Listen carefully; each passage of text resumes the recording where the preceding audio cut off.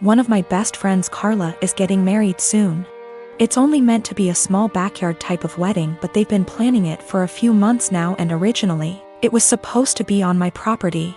They wanted it because it's private, has lots of open space for the reception, a nice view, and the house could be used for them to get ready and stuff. Of course I said yes. She and her fiancé, Rick, were very happy. Thing is, Carla and I do have a history. We went out on and off in college but decided to stay friends. Then I met my wife, we got married, Carla met Rick, and now here they are. Now my wife knows I went out with Carla back in college and she didn't care. Carla still went to our wedding and everything. I never knew if Rick was told or not. It's not my relationship, therefore not my business to say anything, so I never did. Rick found out recently, and not in the best way.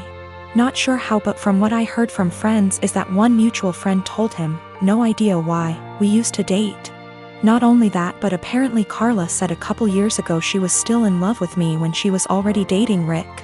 Don't have actual confirmation if that's exactly what he was told. All Carla's told me is that Rick was told about our past and he's angry at her for never saying anything.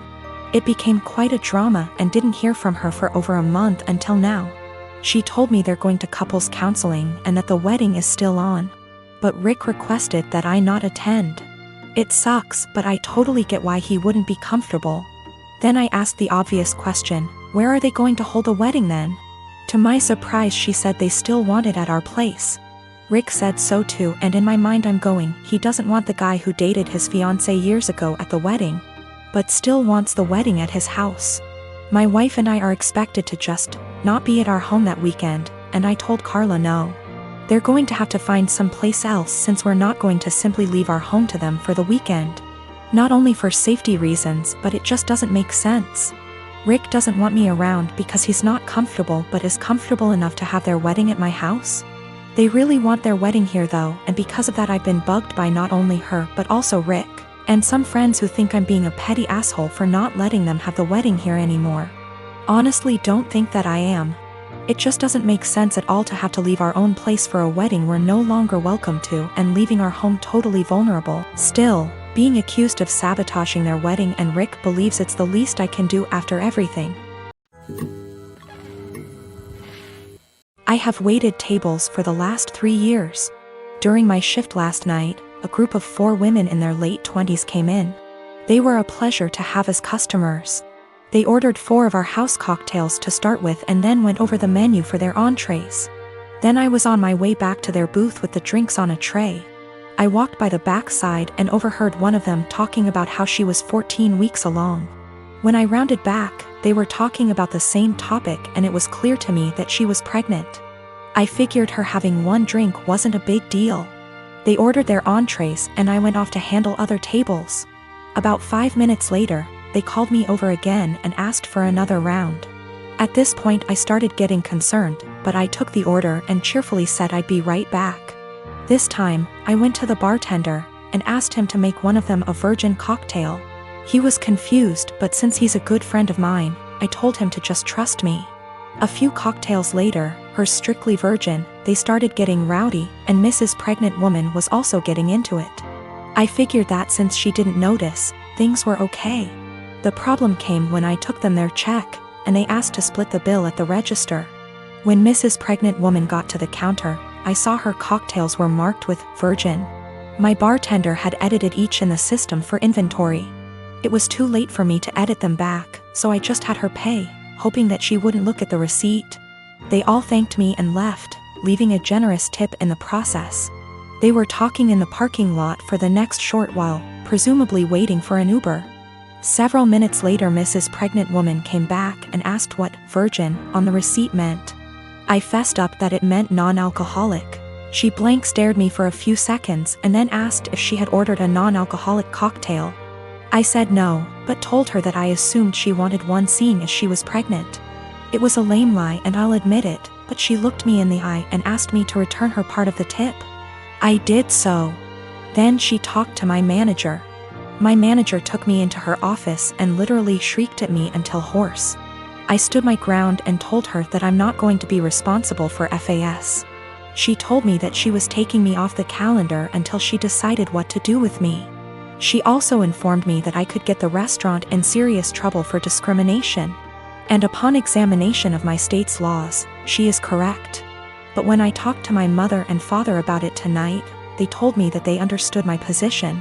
The entire staff at the restaurant is against me, and I think that I'm going to call in and tell my manager that I quit. But I still feel in the right here. My wife and I, both mid-30s, have been happily married for 9 years. We don't have any kids and don't want kids.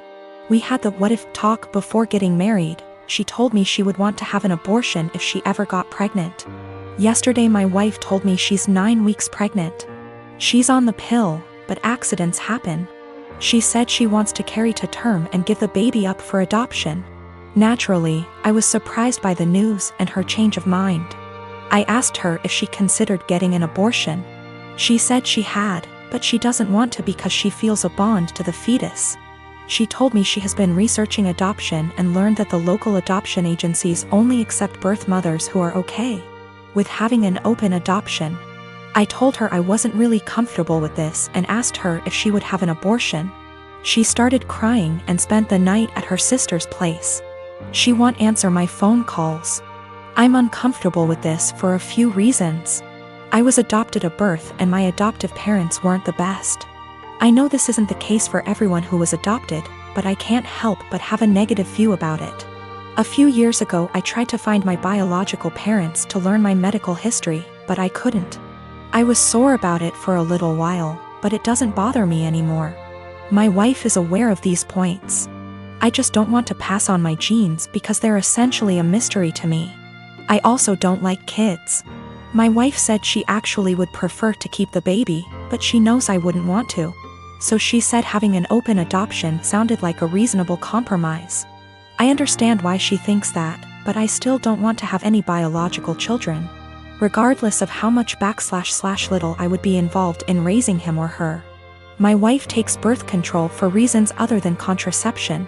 If she ever wanted to stop taking it, I would support her 100%. I realize that I'm an idiot for not getting a vasectomy a long time ago though. It honestly never occurred to me until now. I think because my wife has always been on birth control and said she would have an abortion. I see now that it was irresponsible of me to not get one regardless. I'm going to get snipped. She and I talked, it was emotional for both of us, but no voices were raised. I apologized for putting her in this position by being an idiot and not getting a vasectomy earlier. I also apologized if she felt like I was pressuring her when I asked her to have an abortion. I didn't mean to pressure her, but I know words aren't always received as we intended. She said she felt pressured a little, but forgave me because she knows I was totally caught off guard. She apologized for having a change of heart regarding abortion. She said she was really surprised by her own feelings and hopes I don't feel like she tricked me. I don't.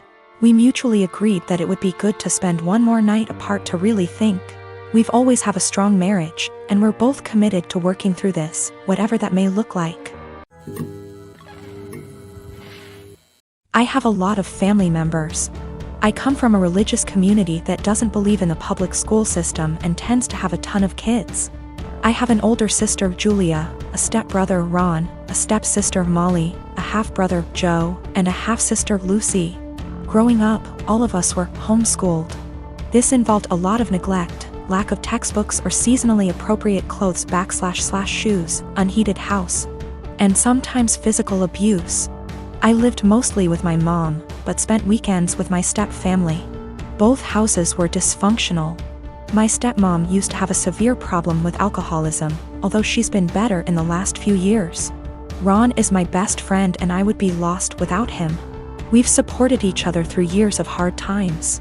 And we discuss a lot how our lives could have been different if we'd been sent to school or generally had a more healthy home life. Obviously, we don't want the same thing for our younger siblings. And don't want to see them struggling in minimum wage jobs while trying to study for a GED the way we're doing. When I went to visit him recently, I found that my stepmom had gone out of the country for an entire week and left the youngest two at the house. Ron and Molly both work. Molly hasn't been doing any homeschooling for about 2 years and are out of the house for most of the day and night. I tried to help Lucy with her math homework. but she was extremely behind grade level and kept getting distracted because she had to make lunch or do chores. Joe spends all day in his room playing video games and gets no guidance from anyone. I try to as gently as possible get him to do some reading, but he doesn't understand how serious the situation is.